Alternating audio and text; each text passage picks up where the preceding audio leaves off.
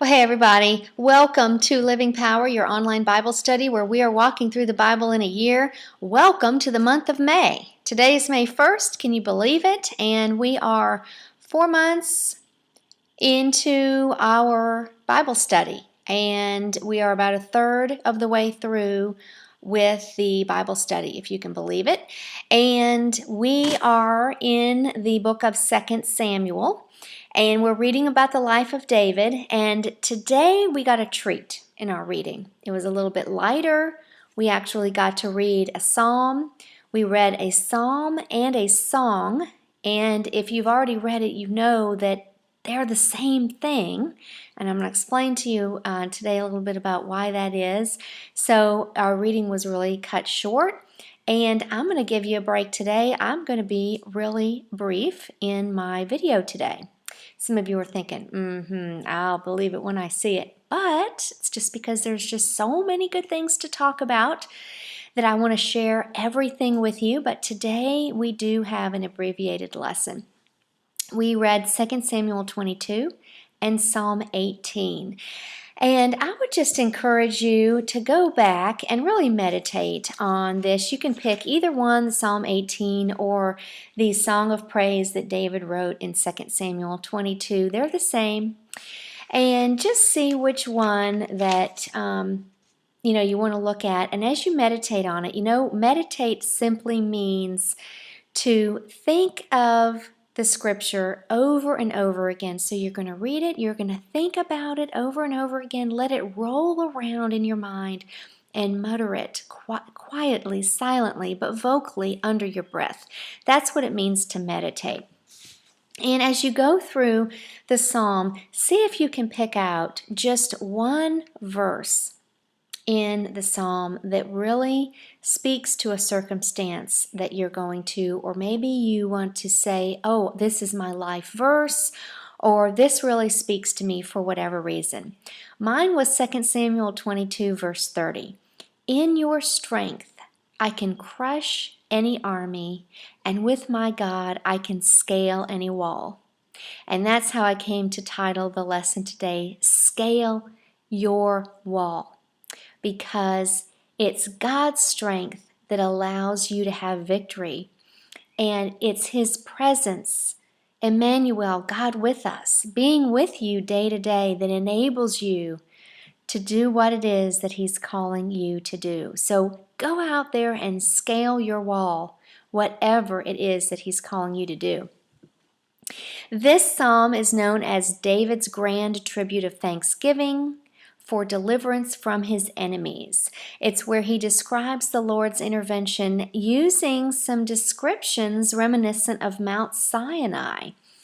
The reason they are duplicates is because 2 Samuel was written first and was most likely put into the book of hymns as a psalm that would have been used at the temple for their worship services, and they probably sang to it, Psalm 18. So it ended up in the book of hymns, but it was originally written and transcribed by the author of 2 Samuel. I love in verse 19 to 24, I'm speaking of the psalm here, David answers the question, why did the Lord rescue him? He's given me deliverance from my enemies. I was way down low in this pit, and that God has just raised me up. This promise is for you too. You can read this, even though David wrote this in his life, and you can see your life, God reaching down and delivering you from whatever trial or trying circumstance that you have either been living through, or maybe you're in it right now as we speak. You can claim this for your very own.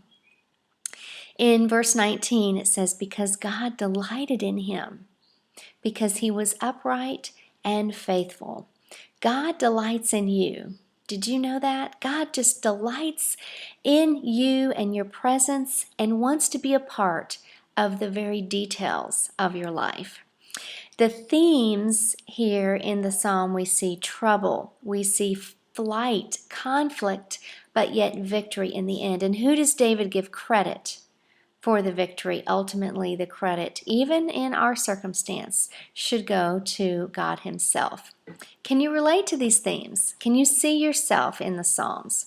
Note some of the verbs that were used. I love this. God heard me. God rescued me. He led me. He armed me. He holds me. He gives me. I like to study some of the verb choices in the Psalms. Some of the imagery that we see here, God coming down. He reached down. He drew me out. You will see this imagery a lot in the Psalms because it denotes the fact that God is so much higher than I. He is so much loftier in higher places. The earth is His footstool, and to come down, He must reach down. I love the Psalms in the scriptures where it says, God bends down to come to our level. Just like when you have a little baby or a little child and they're playing on the ground, or maybe you're being introduced to a young child for the first time, what's instinct that we do? We kneel, we bend down and get to their level so that they don't feel intimidated and they can come to trust us. And we can talk to them, this little child. Well, that's the same thing that God does. God, who is God, bends down and kneels down to come down to your level and to reach for us and to lift us up. I just love that imagery. It just speaks to the love and the faithfulness of God. You know, that's another theme in this psalm, that the blessings of God are obtained by our faithfulness. David certainly wasn't saying that his faithfulness was due to his righteousness alone, but surely he was giving God credit for even that and recognizing that we can in our life receive blessings or curses. We see this throughout the Old Testament, and that the blessings of God is a special part of the grace that He gives us when we are in fellowship and relationship with Him and are living right, upright lives. We receive the blessings from God. There is such a benefit to a faithful walk with the Lord. You know, there is a difference between common grace and special grace. Common grace is God's love for everyone. We see that in His blessings of maybe unsaved people or wicked people. They prosper sometimes just as much or more in this world materialistically and in other ways than do righteous people. God's love for everyone. He wants all to be saved. There is no impartiality there when it comes to God wanting to save all people, and that His grace extends to all people. Yet there's a special grace that God reserves for those that are in covenant relationship with Him. Did you know you, as a believer and as a child of God, are in a covenant relationship with Him, a personal relationship? Remember in the book of Genesis, we saw how God reached out to individuals. Abraham made a covenant with Abraham. Noah, covenant with Noah. And Jacob, now he's reaching out to David. And a couple days ago, we talked about the Davidic covenant. Well, God has a covenant with each one of us as individuals. And He draws us in, reaches down and draws us in to intimate fellowship with Him, one-on-one. There is an outline that I wanted to share with you today too. If you like outlines and really want to study this Psalm 18, you'll enjoy this. The first 3 verses are about praise, 4 through 19 about power, 20 to 24 about procedure, 25 and 26 about principle, and then we reverse again, 27 to 31 about procedure, 32 to 48 about power, and 49 and 50 back where we started, again at praise. Boy, God is a God of order, and we see order even in this Psalm 18. A couple of lessons we can take from the reading today, I believe. You know, Yahweh is the only figure of Israel's praise. What are the figures of your praise? Is it God and God alone? Or are there other things in your life? Do you praise and worship money? Do you praise and worship your children, your husband, your job, your culture, your country, whatever it is? Yahweh is the only figure of Israel's praise. We see here God being called a lamp. You are my lamp, and a rock. I love the figure, the metaphor about the lamp. Verse 29, the Lord lights up darkness. You know, if you don't know where to go, if you don't know what to do, if you're having a tough time making a decision right now in your life, seek the Lord. The burning lamp is a metaphor for continual light and prosperity.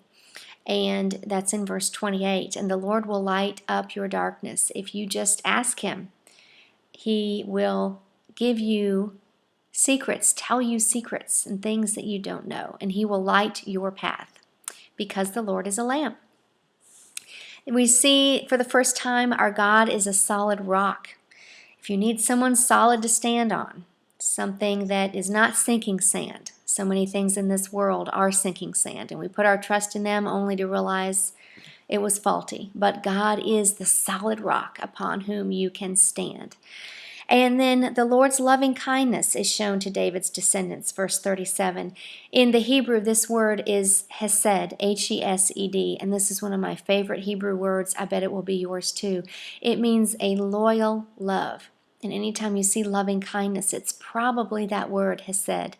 God's hesed, His loving kindness for you, is a loyal love. He is in covenant with you. He will be faithful to you forever. I wonder if we can show Him our hesed and love Him with faithfulness and a loyal love as He does us.